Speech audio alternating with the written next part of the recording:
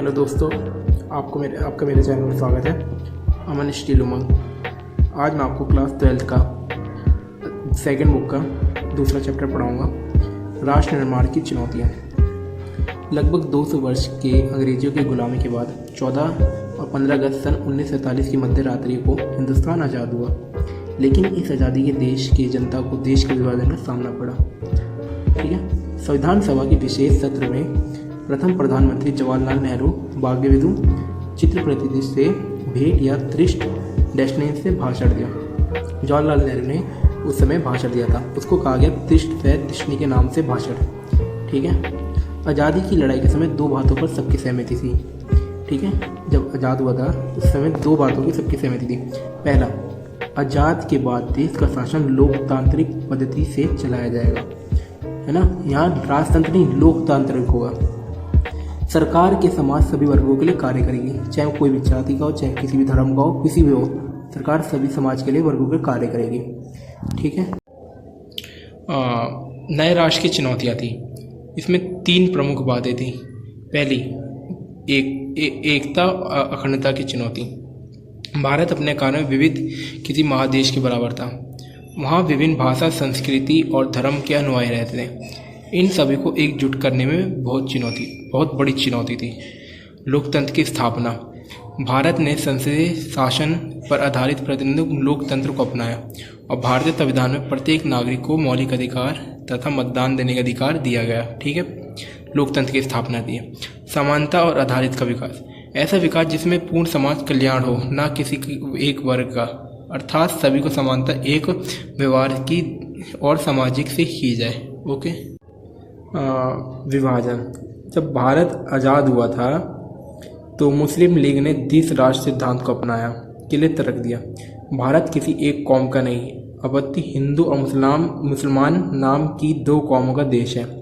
और इसी कारण मुस्लिम लीग ने मुसलमानों के लिए एक अलग देश यानी पाकिस्तान की मांग की। जो मुस्लिम कम्युनिटी के लोग थे उन्होंने अपने एक अलग देश की मांग की, पाकिस्तान की मांग की थी। ठीक है।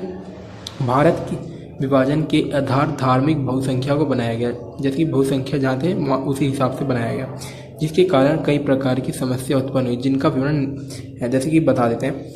मुसलमान की जनसंख्या के आधार पर पाकिस्तान में 2 इलाके शामिल होंगे, पश्चिमी पाकिस्तान और पूर्वी पाकिस्तान, और इनके मध्य में भारतीय भूभाग का बड़ा विस्तार रहेगा, जो कि आज भारत है।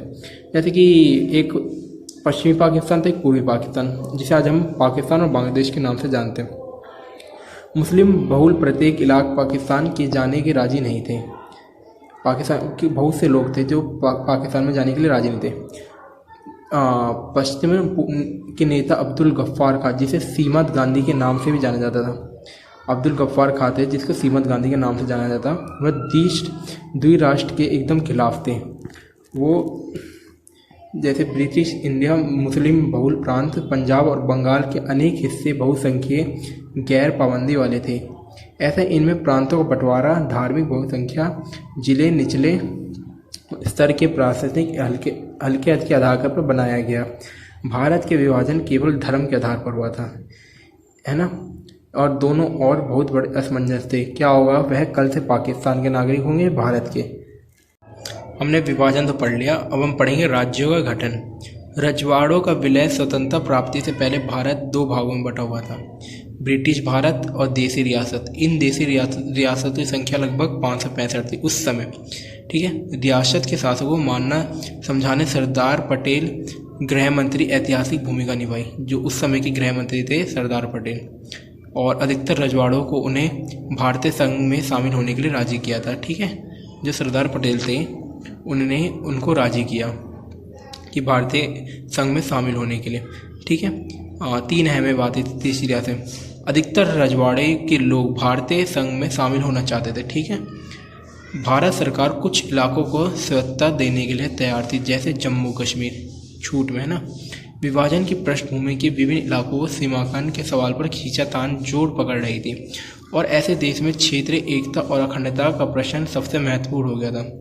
अधिकतर रजवाड़ों के शासकों ने भारतीय संघ के अपने विलय में सहमति पत्र पर हस्ताक्षर कर दिए थे।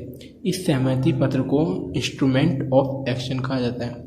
ये पेपर में क्वेश्चन आ सकता है इसे आप वीडियो पॉज करके इसे लिख उतार लीजिए, ठीक है। ये पेपर में क्वेश्चन आएगा जैसे कि इंस्ट्रूमेंट ऑफ एक्शन किसे कहा जाता है, तो आप ये सब लिख सकते हैं।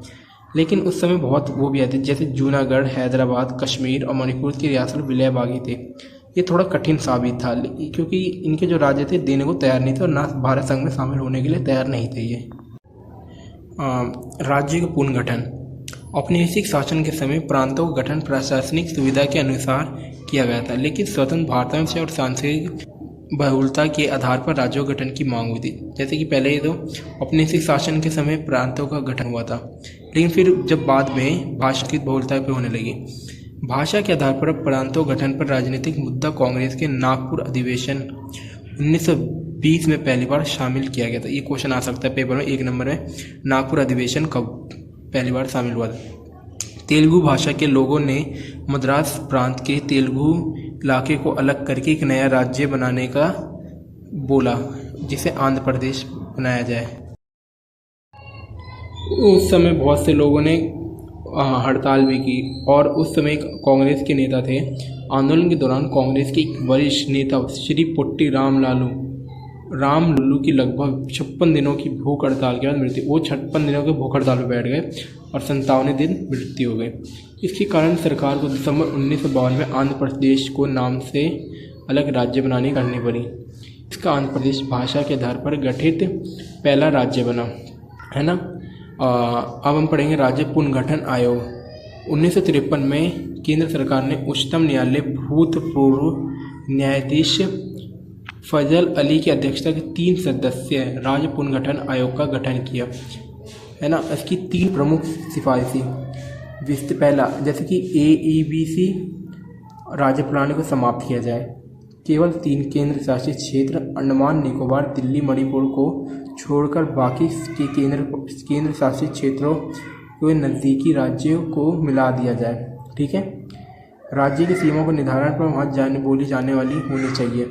इस आयोग को रिपोर्ट 1955 में तथा इसके आधार पर संसद का राज्य पुनर्गठन अधिनियम 1956 में पारित किया गया था। उस समय 14 राज्य और 6 केंद्र शासित संघ में बांटा गया, ठीक है। ये क्वेश्चन आ सकता है कि राज्य पुनर्गठन आयोग कब था, 1953, ठीक है। अब मैं आपको ये बताऊंगा किस राज्य से काटकर और कौन से राज्य बने। ये आपको बहुत इंपॉर्टेंट है, इसे आप कृपया करके नोट कर लें। वीडियो को पॉज करके इसे नोट कर लीजिए। देखिए, बम्बई को काट के महाराष्ट्र और गुजरात बनाया गया, ठीक है, 1960 में। असम को काट के नागालैंड बनाया गया 1963 में। वृत्तर पंजाब को हरियाणा और पंजाब बनाया गया 1966 में, और वृत्तर वही हिमाचल प्रदेश 1966 में। असम से काटकर मेघालय, मणिपुर, त्रिपुरा बनाया गया 1972 में। असम से काटकर मिजोरम और अरुणाचल प्रदेश बनाया गया। उत्तर प्रदेश से काटकर उत्तराखंड बनाया गया 2000 में, और बिहार से काटकर झारखंड और मध्य प्रदेश से छत्तीसगढ़, आंध्र प्रदेश से तेलंगाना 2014 में, ये भी हाल की बात है। गोवा 1987, ये बनाया नहीं गया, ये पुर्तगालियों से आज़ाद हुआ था, तब जाके 1987 में हमारा, और सिक्किम भी यही था। इसे आप उतार लें, ये पेपर में आने वाले क्वेश्चन है, वीडियो को पॉज करके। अब मैं आपको अगली वीडियो में 4 इम्पॉर्टेंट क्वेश्चन बताऊंगा।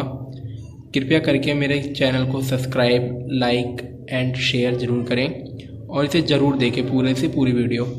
Thank you. चैनल नाम अमन श्री उमंग। थैंक्स।